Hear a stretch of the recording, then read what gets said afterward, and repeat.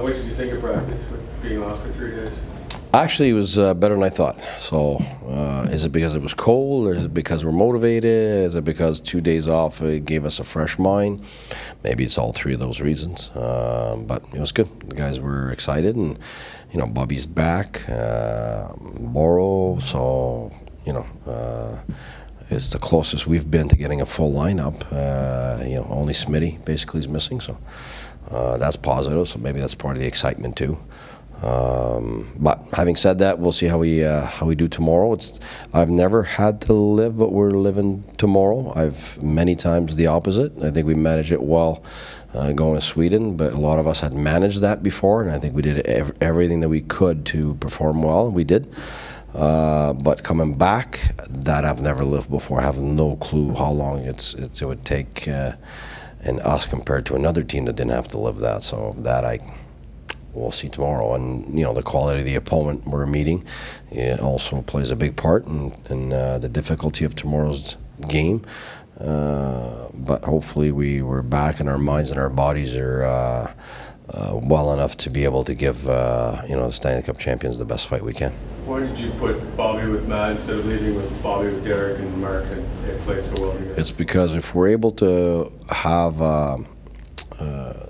Duchesne and Bobby work, we can end up with 2 first lines. So that would be a 1-2 punch that the top teams have. Really, that's what it is. The top teams on paper, they're lethal for 2 reasons. They're high-end lines. It's a 1-2 punch where you actually look at the board. Well, just like Pittsburgh, you sit down and you look. Okay, Crosby on one line, Malkin and Kessel on the other.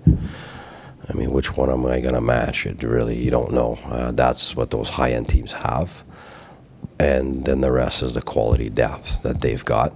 And I think right now, what we're looking with injuries, the one thing we can control is trying to have 2 first lines, 1-2 punch that maybe could be possible. But hey, we'll see. If it doesn't click, it doesn't click. But if it clicks, because I can always go back to Bobby playing with Brass and Stone, but also Hoff. Brass and Stone have been terrific together too. So, I mean, right now it's trying to figure out what's our best mix. But if you can spread out your wealth, you're a much better team.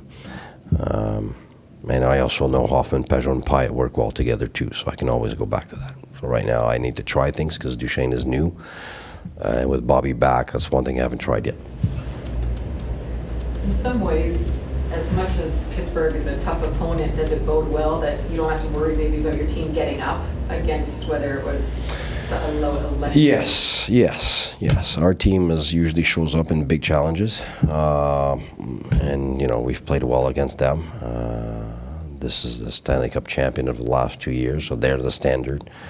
So our players know what they need to be at their very, very best, and nobody knows the effect of, like I said, coming back from the longest road trip you can imagine in hockey, I guess, at this point, and perform a few days later. So I think there's the known factors and then the unknown factors that probably make you a little bit more nervous, I guess, and which I like, because then you're on edge and you have a better chance to be at your best.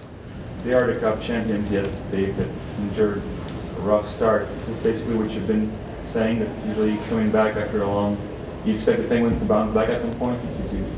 Well, if you look at, I said it, historically it's tough for the last 4 teams to have a good start. And, Anaheim are not where they usually are. Nashville is starting to come out, but they weren't where, what you were expecting. Pittsburgh wasn't either.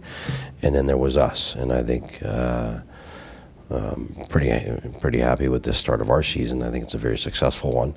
But you can see with the other 3 teams that it's also been Eric missing at the beginning, making us nervous enough to be scared to lose enough that it helped us, maybe. But yes, clearly the last 4 teams usually have a more difficult time to get going again for all the reasons that we know about. So we're expecting this team to be the team that it is at any moment, and hopefully it's not tomorrow.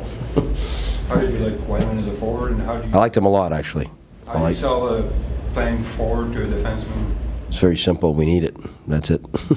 It's instead of going 7-11 and having him practice on D, Right now, I know what he can do on D, so we can put him back there any moment, just like we did last game. But we need sometimes to go with 12 forwards for a few minutes here and there, so I'd rather continue, give him some reps as a forward. Penalty kill as a forward. Smitty's out now, so he's a top-end penalty kill guy. And I thought he played great as a forward. I really thought he's no mistakes.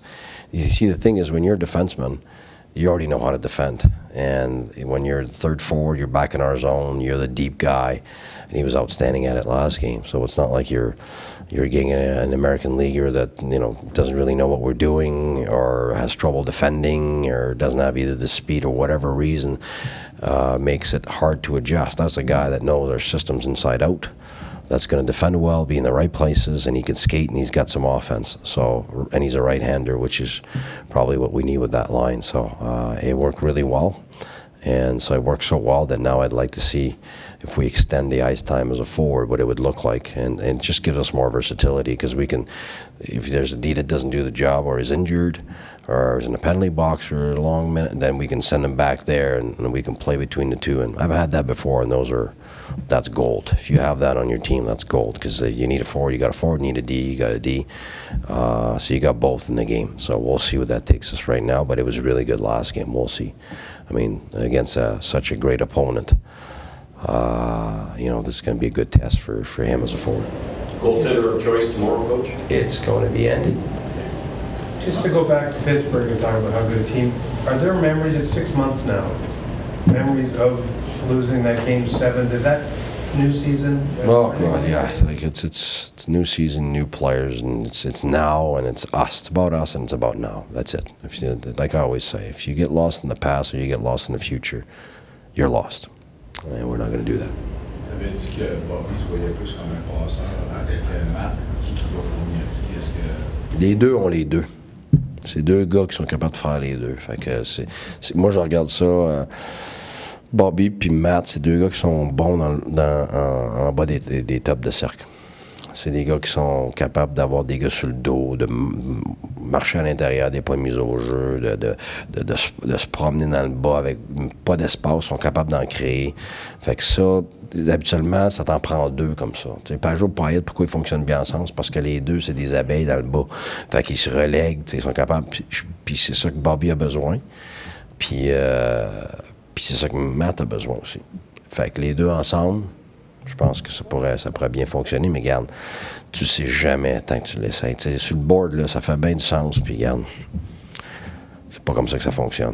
Fait que si ça fonctionne, regarde, on est très chanceux parce qu'on serait une bien meilleure équipe si ce duo-là pouvait fonctionner. Ça créerait définitivement la profondeur que ça te prend pour jouer contre les meilleures équipes. Puis tu l'expliques en anglais, mais les raisons qui te poussent à envoyer Whiteman à l'attaque, c'est parce qu'en ce moment, on a plein de défenseurs. Fait que là, à un moment donné, il faut en sortir un. Burrow, il revient. Fait que là, on peut jouer à 7 avec lui, puis on peut jouer à l'avant avec lui, mais je l'ai pas assez essayé pour dire qu'il est capable pendant une longue période de temps. Là, j'ai vu une courte période de temps. Je l'ai beaucoup aimé. Fait que des fois, on cherche des solutions à l'extérieur, alors que peut-être elle est juste là, à l'intérieur, mais il faut l'essayer pour le voir. Mais j'ai beaucoup aimé sa game, la dernière game. C'est parce qu'il faut... Tu sais, quand tu rentres un gars comme ça, qui va être meilleur que tous nos attaquants pour défendre dans le bas de zone, bien, déjà là, tu viens de prendre soin d'une des parties les plus importantes de la game, c'est comment défendre dans ta zone, puis sortir de la zone. Fait que lui, il était exceptionnel au dernier match en bas de zone. Puis, étant donné que c'est un défenseur, bien, il avait la mentalité d'être le troisième homme. Il y avait beaucoup de discipline en étant troisième homme au dernier match. Donc, la définition de ta quatrième ligne, c'est de la ligne qui veut créer du momentum, puis qui ne veut pas se faire scorer. Fait que ça fitterait là, avec un droitier en plus pour jouer avec Thompson-Burroughs. Il a de la vitesse, il est capable aussi de marquer de faire des points. Fait que, regarde, peut-être que c'est quelque chose qui... moi, j'essaie toujours de voir combien d'outils et quel genre d'outils que j'ai dans ma boîte à outils. Pour que quand on avance dans la saison, on sait... Tu sais, Bobby, je sais que ça fonctionne avec Brasson Piston, mais j'ai pas besoin de savoir ça là. Là, en ce moment, j'ai besoin de savoir si Duchesne puis lui, ça clique. Fait que c'est ça qui est mon focus. Fait que demain, c'est 2 essais, puis on va voir comment le match va. Puis ça m'a pas, mais je vais changer assez rapidement, mais c'est clair que Duchesne puis Bobby, je voudrais vraiment que ça fonctionne. Puis ça serait vraiment le fun de voir que Wineman nous donne plus de versatilité dans notre alignement.